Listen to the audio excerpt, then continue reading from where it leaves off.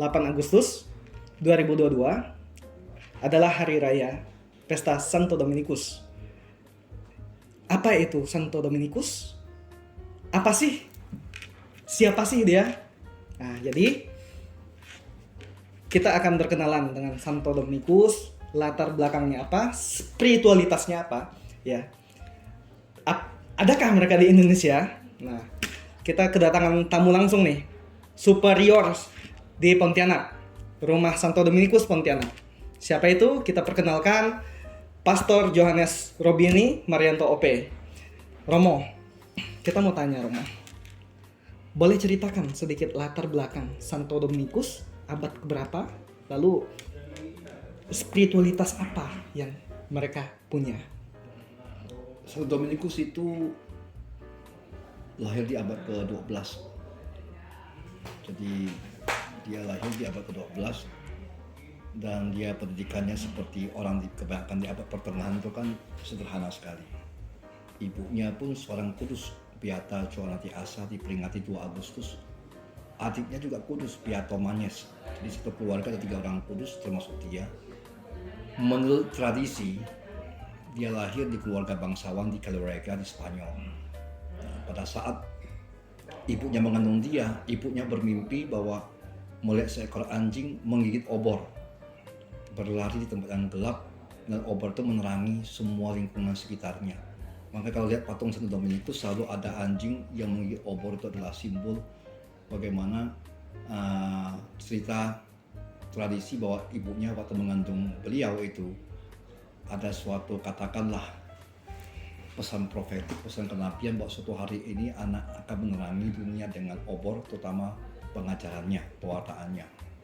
Dia lahir di keluarga bangsawan di Calorega di Spanyol. Saya sendiri pernah ke sana. Dan ya, seperti kebanyakan keluarga zaman itu ya sederhana, ya kan. Jadi Felix, nama anak ayahnya, punya ladang yang luas.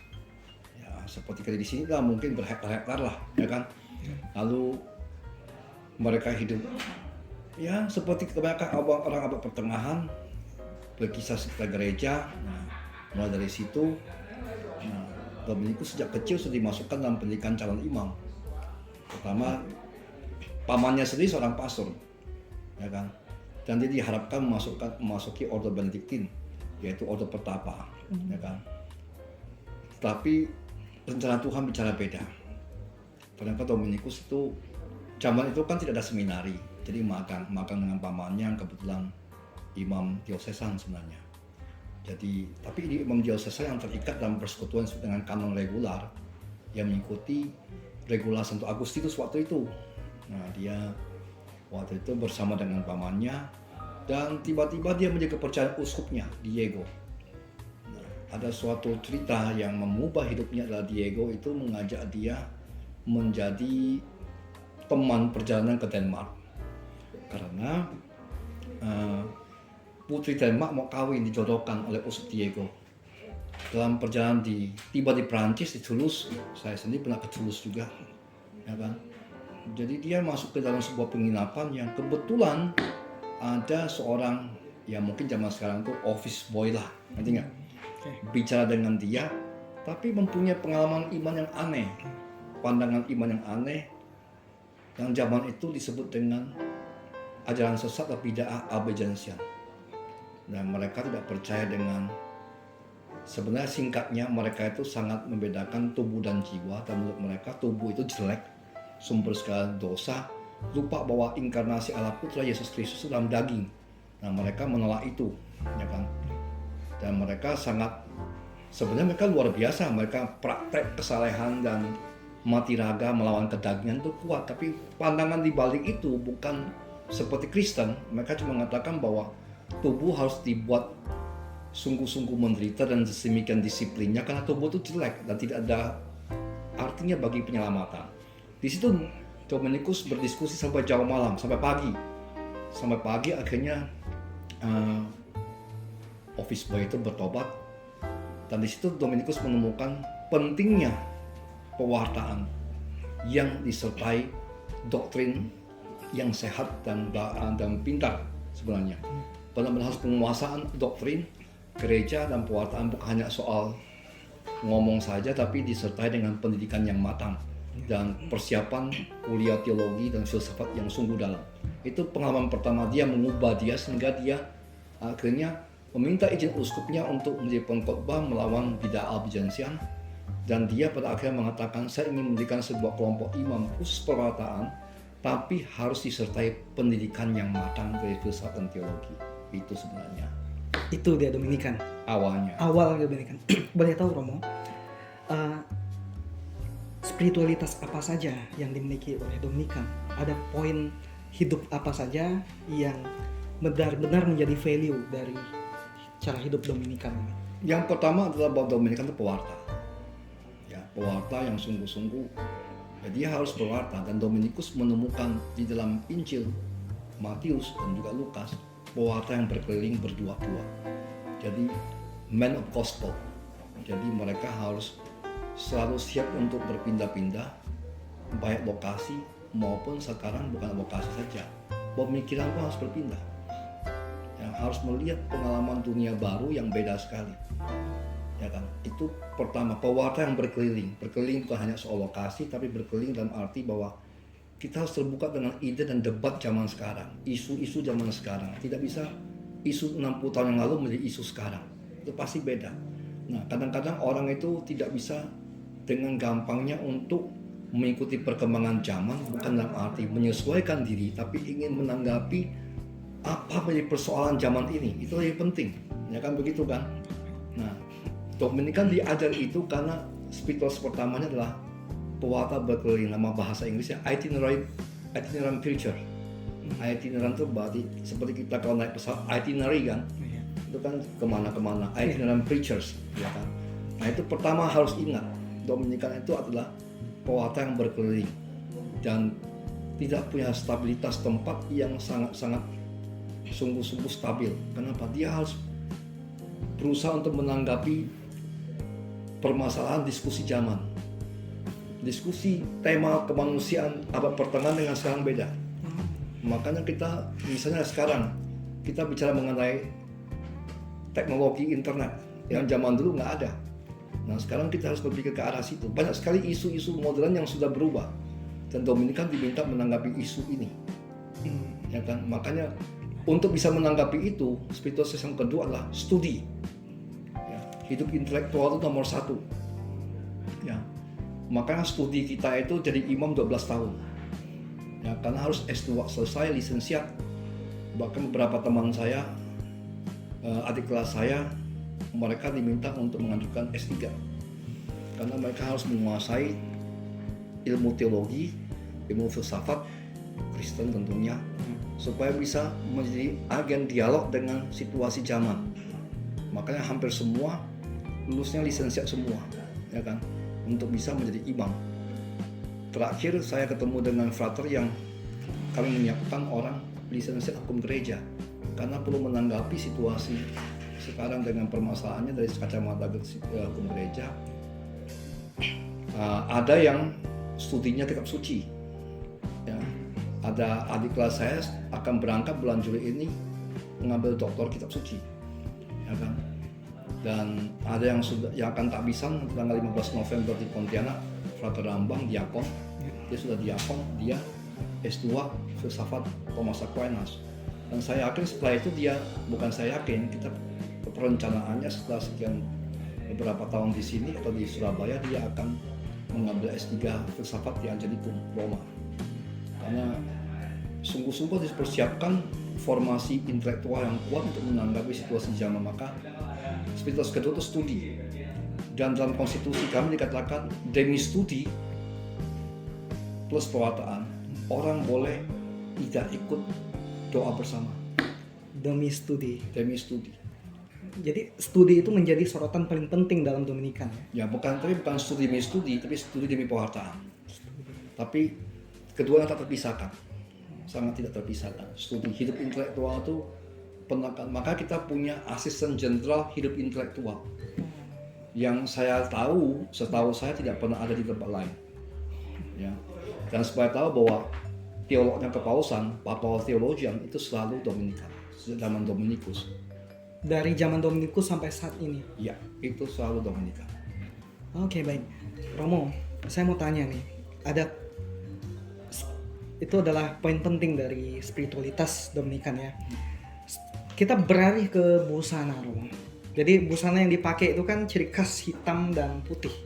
Apa makna dari busana yang dikenakan ini? Sebenarnya kalau yang hitam yang saya pakai itu artinya pertobatan. Tapi sebenarnya itu kerahiban. Dominikan itu semi kerahiban, semi rahib. Makanya begini kan, pakainya begini. Ya. Tapi tujuannya adalah kalau rahib itu untuk berdoa supaya lebih dalam. Kalau kami namanya supaya mengkonsentrasikan diri dalam studi hidup intelektual. Ini kan telinga ditutup, kacamata kuda ini bahasanya. Jadi membaca buku, studi ya. Namanya bahasa Inggrisnya assiduous study. Oke. Nah, jadi sebenarnya tujuannya itu. Kalau dalam makna Dominikan sendiri, memaknai warna hitam dan putih itu sebetulnya boleh dong sedikit jelaskan, Romo? Dalam putih kan sebenarnya Pak, putih itu sebenarnya kan pakaian persembahan kita pada waktu baptisan. Waktu kita dibaptis kan dikasih baju putih atau kain putih. Simpanlah itu sampai kedatangan Tuhan Yesus Kristus atau kamu menghadap. Itu kan sebenarnya konsekrasi atau persembahan diri untuk semakin dalam akan rahmat baptisan. Ya kan? Nah kalau ini adalah skapulir, menurut tradisi bahwa Bunda Maria menangkapkan diri kepada Santo Dominikus untuk memakaikan bagian ini kepada jubah kita. Nah, jadi ini bukti perlindungan Santa Perawan Maria Tersuci.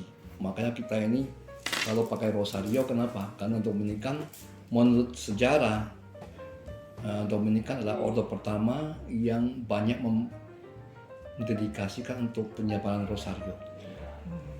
Ordo pertama ya. Ya. Begini, Romo. Kita tahu bahwa Dominikan ini itu awalnya itu ya dari Santo Dominikus ya di Roma ya. Enggak, di Spanyol. Di Spanyol ya. Oke. Boleh nggak, Romo, sedikit paparkan di mana saja sih Dominikan itu berada? Lalu Indonesia Dominikan ini dari mana begitu? Kalau saya tuh susah karena ada puluhan provinsi. Oke. Ya. Puluhan provinsi di seluruh dunia. Contoh di Asia saja, provinsi yang besar itu Vietnam, Filipina. Oh banyak, ada Pakistan. Ya. Ada Pakistan. Ada India. Ya. Ada juga di Burma. Jadi kalau tanya 40-an provinsi digabung menjadi 50-80-an lah dengan vice provinsi dengan vikariat itu bahasanya. Itu 60-an sampai 80-an. Kalau Indonesia sendiri diserahkan oleh jenderal tahun 82 di kapital umum Meksiko kepada Filipina bersama dengan Sri Lanka. Jadi kita ini satu dengan Sri Lanka di bawah misi Filipina, provinsi Filipina sebenarnya. Dari tahun 82. Ya. Tetapi baru mulai karena susah mencari orang waktu itu. Ya. Baru mulai misi ini tahun mungkin 30 tahun yang lalu. Di Indonesia sendiri? Enggak, kita dibawa ke Filipina untuk belajar. Jadi pendidikan kita semua di Filipina. Ya. Romo, kalau di Indonesia sendiri base Dominikannya, rumah Dominikannya? Ada 2 rumah di Indonesia, di Surabaya, rumah Santo Thomas Aquinas, dan di sini rumah Santo Dominikus. Jadi 2 tempat dengan base yang berbeda. Kalau di sini kan tidak ada paroki, kalau di sana kan langsung di paroki Redemptor Mundi Surabaya. Kan begitu. Sedikit tentang pewartaan yang dimanifestasikan lewat karya Dominikan itu baik secara dunia dan lokal di sini. Boleh tahu nggak inti dari pelayanan mereka itu di mana? Tahun 77 Dominikan menegaskan ada 4 prioritas pewartaan. Yang pertama adalah refleksi teologi. Studi teologi yang mendalam untuk masuk dalam debat dalam dunia sekuler dan juga bagaimana harus ada riset dalam teologi. Itu yang pertama, termasuk hubungan antar agama. Ya, tema dialog itu sangat penting dalam Ordo Dominikan. Yang kedua adalah justice and peace. Ya, kita sendiri punya permanent perwakilan permanen di Geneva, yaitu penghargaan daripada dunia internasional kepada perjuangan Dominikan di abad ke-16-17 di daerah Latin Amerika yang dimulai dengan Bartolomé de las Casas dan Montesino. Teman-teman kan tahu Montesino itu bapak hukum internasional, tapi sebenarnya dia Dominikan. Oh, Nah, dia pertama membela Indios, orang India. Makanya patung Montesino ada di PBB. Semangat PBB adalah hukum internasional dan mereka mengambil Montesino sebagai patron mereka. Makanya atas perjuangan seperti itu dan sebagai bapak hukum internasional, Dominikan dianugerahi permanency atau kursi delegasi tetap di hak asasi manusia PBB di Geneva. Maka kita punya duta besar di PBB, itu Justice and Peace. Termasuk masalah misalnya teologi pembebasan, Gustavo Gutierrez ada Dominikan. Banyak sekali yang terlibat di Brasil segala macam, ikut berbicara mengenai orang miskin di sana, pembelaan orang miskin termasuk di Amazon. Ya kan?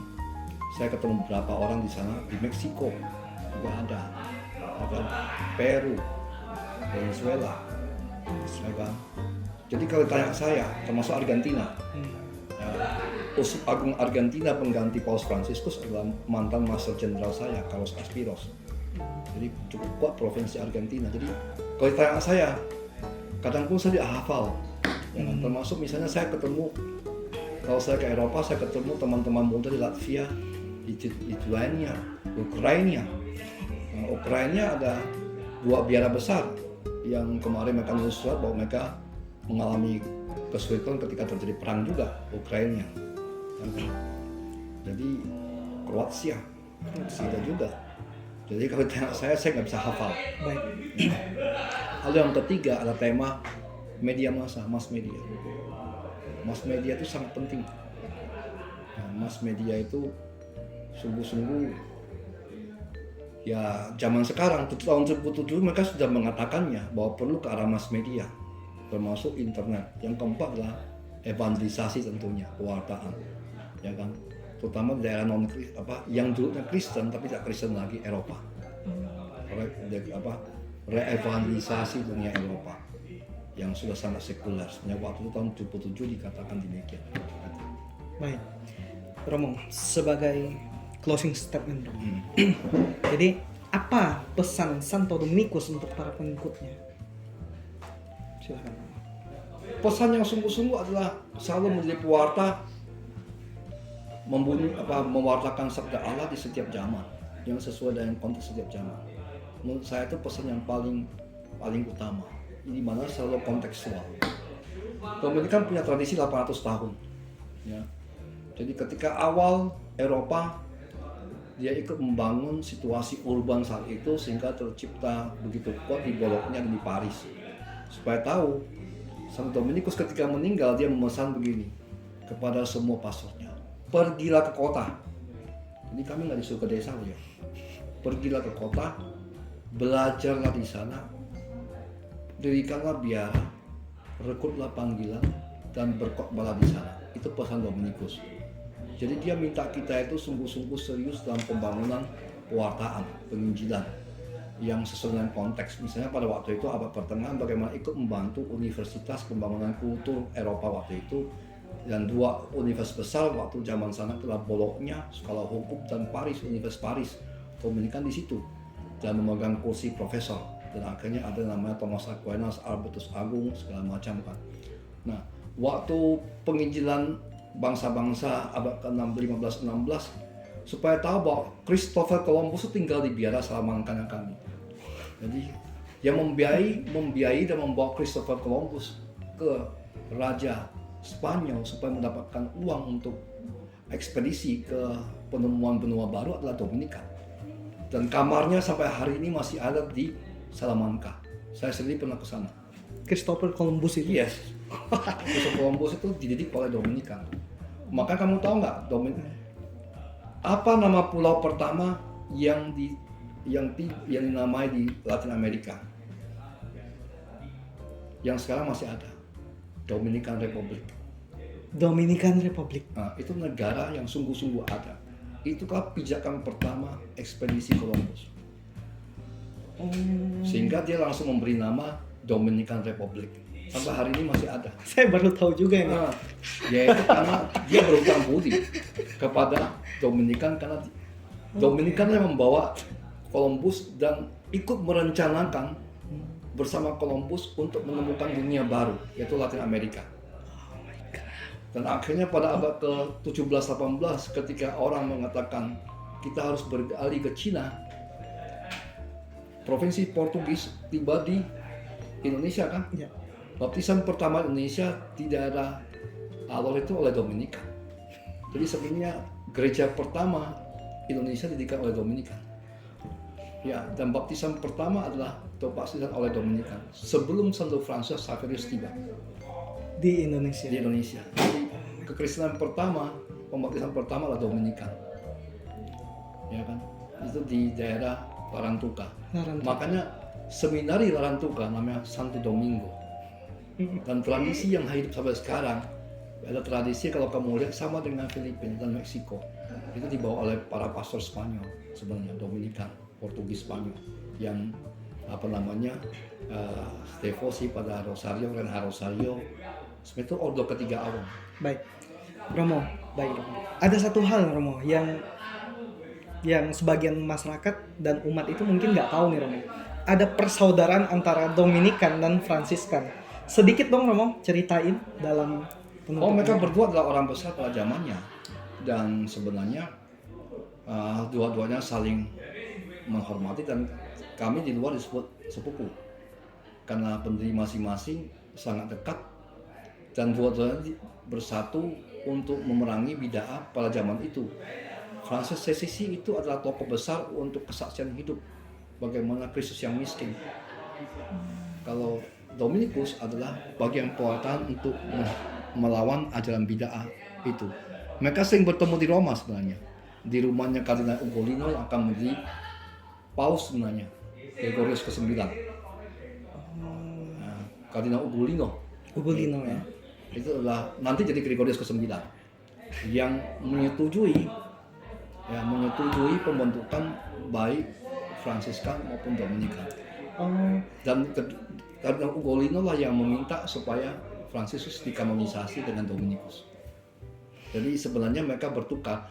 Jadi yang saya pakai ini diberikan oleh Dominikus kepada Fransiskus, tali yang dipakai Francis diberikan kepada Dominikus sebenarnya. Itu bentuk yang cintur. Itu diberikan kepada Dominikus dan disimpan sampai hari ini sebagai bukti. Makanya setiap tanggal 8 Agustus besok yang boleh merayakan misa Santo Dominikus adalah Fransiskan. Tidak boleh Dominikan yang merayakan misa. Tidak pernah Dominikan merayakan misa pada tanggal 8 Agustus. Jadi 8 Agustus perayaan Santo Dominikus yang mimpin misa itu Fransiskan.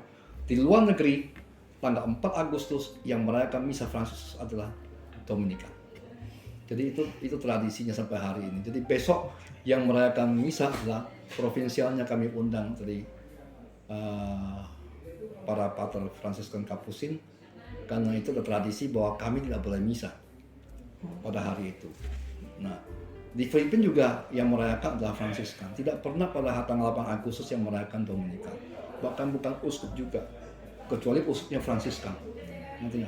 Jadi bukan sesuatu yang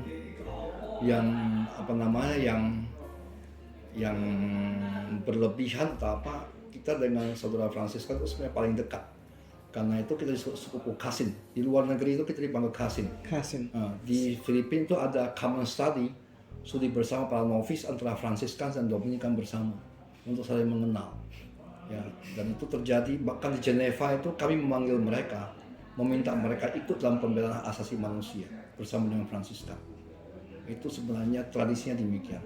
Luar biasa, Romo Rubini, luar biasa penjelasannya, singkat, padat, jelas. Jadi ternyata Santo Dominikus dan Santo Fransiskus ini saudara ya.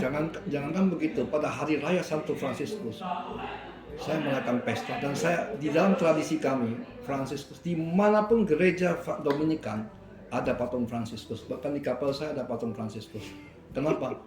Fransiskus adalah Bapak Suci kami, Holy Father. Seperti mereka memanggil Dominikus Holy Father. Jadi hari raya Santo Dominikus di Fransiskan itu pesta. Hari raya Francis Assisi di Dominikan itu adalah pesta. Jadi kami manggil Fransiskus itu Our Holy Father. Oh, Holy Father. Bapak suci kami. Tidak pernah kami manggil Francis Assisi sebagai hanya Santo Francis Assisi, tidak. Maka dalam litani para kudus pasti Santo Francis, Santo Dominikus satu. Tidak pernah dipisah. Nah, Santo Franciscus dan Dominikus. ya karena itu adalah dua. Dan ini ada cerita bahwa Paus bermimpi pada malam hari gereja mau roboh. Tapi tiba-tiba ada dua orang yang mendorong ke atas. Siapa? Franciscus dan Dominikus mendorong naik kembali. Di mimpinya Paus. Di mimpi Paus. Nah itu sebenarnya. Maka begitu kuat sebenarnya hubungan antara Dominikan dengan Fransiskan. Makanya sebagai tanda setiap pesta hari raya Fransiskus di luar itu sebenarnya selalu Dominikan yang akan misa. Dan kami di sini di Indonesia pasti di mana ada Fransiskan kami akan undang, termasuk di Surabaya sudah beberapa tahun terakhir ini OFM yang diundang karena mereka yang layak misa untuk hari raya Santo Dominikus. Baik, terima kasih Romo. Terima kasih untuk penjelasan yang sangat singkat, padat, jelas. Begitu kita tahu sejarah Dominikan dan persaudaraan Santo Fransiskus dan Dominikan. Jadi, terima kasih peserta. Terima kasih teman-teman yang sudah menyaksikan channel ini. Jangan lupa ikuti kami dalam wawancara berikutnya, series berikutnya tentang Dominikan. Mungkin setelah video ini, ke depan kita akan buat series tentang Dominikan juga ya? Boleh ya? Penting. Bahkan kita akan bicara mengenai, mungkin terakhir saya juga, orang selalu berpikir bahwa Dominikan dengan Yesus itu saling bertentangan. Salah. Dengan Yesuit. Yesuit ya? Supaya kamu tahu bahwa Santo Ignatius Loyola itu pembimbing rohaninya adalah Dominikan di Salamanca. Dan kamarnya masih ada di biara kami. Dan sebenarnya Santo Ignatius Loyola mau menjadi Dominikan. Dan yang menolak adalah Dominikan karena Dominikan melihat spiritusnya beda, maka membimbing mereka dan mereka studi di Universitas Paris dengan bimbingan Dominikan. Makanya tradisi Yesuit, teologi dan filsafat mereka akan beraliansi Thomas Aquinas. Percayalah, itu konstitusi mereka. Baik, kita akan wawancara Romo Rubini tentang Jesuit dan Dominikan ya. Kita tunggu sesi berikutnya. Terima kasih.